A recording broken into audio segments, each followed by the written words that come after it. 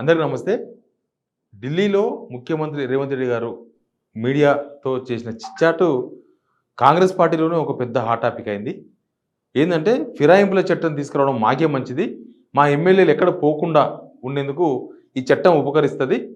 ఒకవేళ ఫిరాయింపుల చట్టం గనక టైట్ చేస్తే మాకేం అభ్యంతరం లేదు. మా ప్రభుత్వానికి మంచి జరుగుతుందని రేవంత్ రెడ్డి గారు కామెంట్ చేసిండ్రు.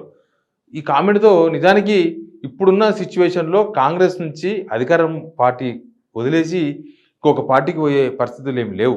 ఇంకొకటేందంటే బీఆర్ఎస్ నుంచి వచ్చి కాంగ్రెస్‌లో కొత్తగా ఎమ్మెల్యే అయిన వాళ్ళు ఎవరు లేరు. అందరూ కూడా పొంగులేటి శ్రీనివాసరెడ్డి లాంటి వాళ్ళు కావచ్చు, తుమ్మల నాగేశ్వరరావు లాంటి వాళ్ళు కావచ్చు, తర్వాత కనకయ్య, కోరం కనకయ్య లాంటి వాళ్ళు కావచ్చు.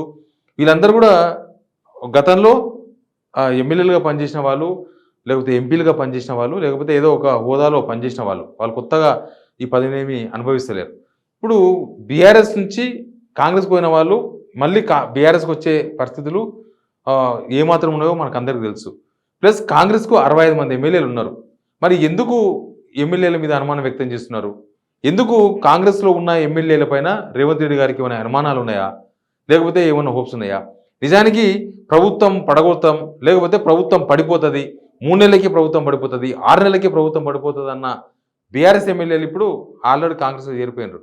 అసలు ఈ టెక్స్ట్ను ముందు తెర మీద తీసుకొచ్చింది ఎవరంటే శేషంగన్పూర్ ఎమ్మెల్యే కడియం శ్రీహరి.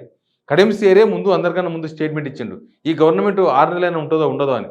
నిజానికి అప్పుడు బీజేపీ ఎంపీ లక్ష్మణ్ ఆ కామెంట్ చేసిండ్రు, ఆ స్టేట్మెంట్ ఇచ్చిండ్రు. తర్వాత ఇంకా కొంతమంది బీఆర్ఎస్లో ఉన్న ఒకరిద్దరు ఎమ్మెల్యేలు కూడా ఇచ్చిండ్రు. వాళ్ళందరూ ఇప్పుడు కాంగ్రెస్లో చేరిపోయినారు. నిజానికి అప్పుడు వాళ్ళు మాట్లాడిన కాంటెక్స్ట్ కూడా వేరు.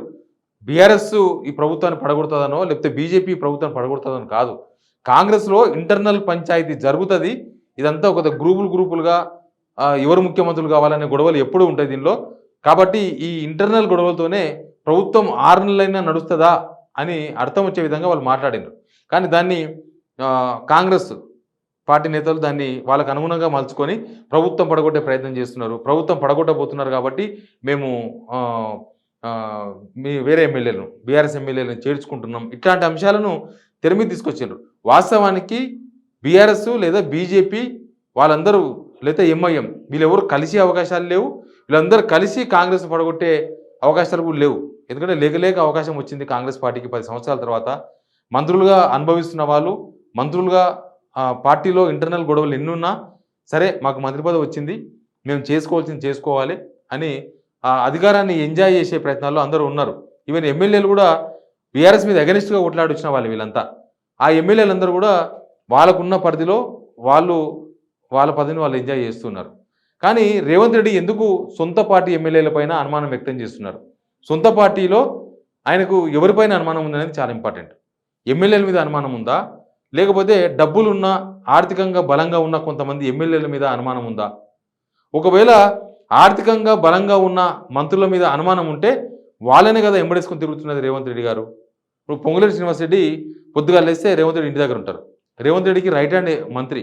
నిజానికి ఏ మంత్రి కూడా అన్నిసార్లు రేవంత్ రెడ్డి ఇంటికి పోలేదు. కొంతమంది మంత్రులు అయితే అసలు ఒక్కసారి కూడా రేవంత్ రెడ్డి ఇంటి దగ్గర మనకు కనిపించారు.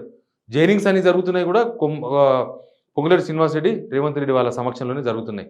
మిగతా మంత్రులు ఎవరు కూడా వాళ్ళు ఇక్కడ డీల్ చేస్తలేరు ఎమ్మెల్యేలతో. సేమ్ టైం వాళ్ళు పోయి కండువాలు కూడా కప్పుతలేరు.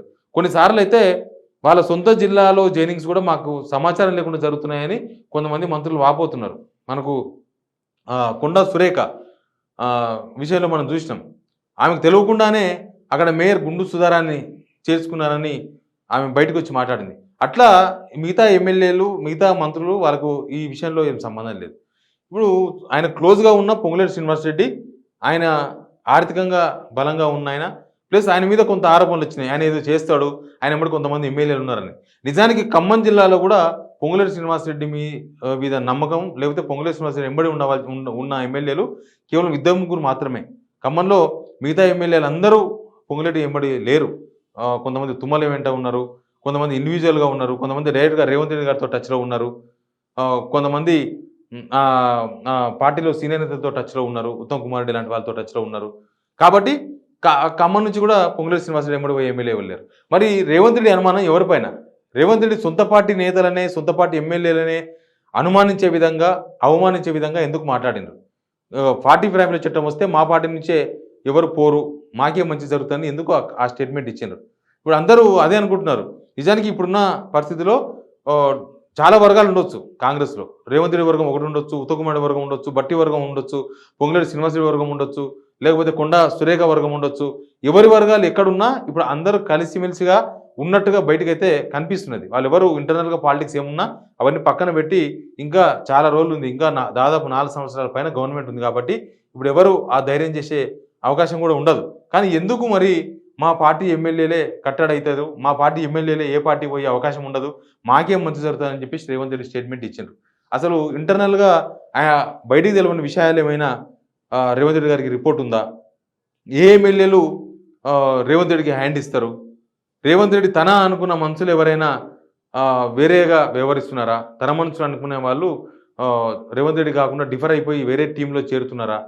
అది ఏం జరుగుతుంది? ఎందుకు సొంత పార్టీ ఎమ్మెల్యేలను రేవంత్ రెడ్డి అవమానిస్తున్నారు అనేది ఒక పెద్ద చర్చ. ఆయన ప్రతిపక్ష పార్టీని టార్గెట్ చేస్తూ మాట్లాడుండొచ్చు. కానీ దానిలో ఈ స్టేట్మెంటు సొంత పార్టీలోనే కొంత కలకలం రేపింది. వాళ్ళంతా లెక్కలేసుకుంటున్నారు. ఎవరి వర్గం ఎవరు ఎమ్మెల్యేలు. ఒకవేళ రేవంత్ రెడ్డి వర్గం వెంబడి ఎంతమంది ఉన్నారు ఎమ్మెల్యేలు. పొంగులేటి వెంబడి ఎంతమంది ఉన్నారు. ఉత్తమ్ కుమార్ ఎంతమంది ఉన్నారు. అసలు ఏ ఎమ్మెల్యేలు న్యూట్రల్. ఏ ఎమ్మెల్యేలు ఏంది? గతం వాళ్ళ చరిత్ర ఏంది? వాళ్ళ హిస్టరీ ఏంది? కొందరు బీఆర్ఎస్ నుంచి వచ్చి కావచ్చు ఎమ్మెల్యేలు. కానీ వాళ్ళు మళ్ళీ బీఆర్ఎస్‌తో కలిసే అవకాశం ఉంటదా? బీజేపీతో కలిసిపోయే ఎమ్మెల్యేలు ఎవరైనా ఉన్నారా? నిజంగానే ఈడీలో, సీబీఐలో అటాక్ చేస్తే భయపడిపోయి పార్టీ చేంజ్ అయ్యే ఎమ్మెల్యేలు ఎవరైనా ఉన్నారా? ఇట్లాంటి చర్చ ప్రస్తుతం నడుస్తుంది. ఎందుకు రేవంత్ రెడ్డికి సొంత పార్టీ ఎమ్మెల్యేల మీద అనుమానం వచ్చింది? ఆ అనుమానం వచ్చిన ఎమ్మెల్యేలు, మంత్రులు ఎవరు అన్నది ఇప్పుడు ఒక పెద్ద hot topic. Please subscribe signal TV.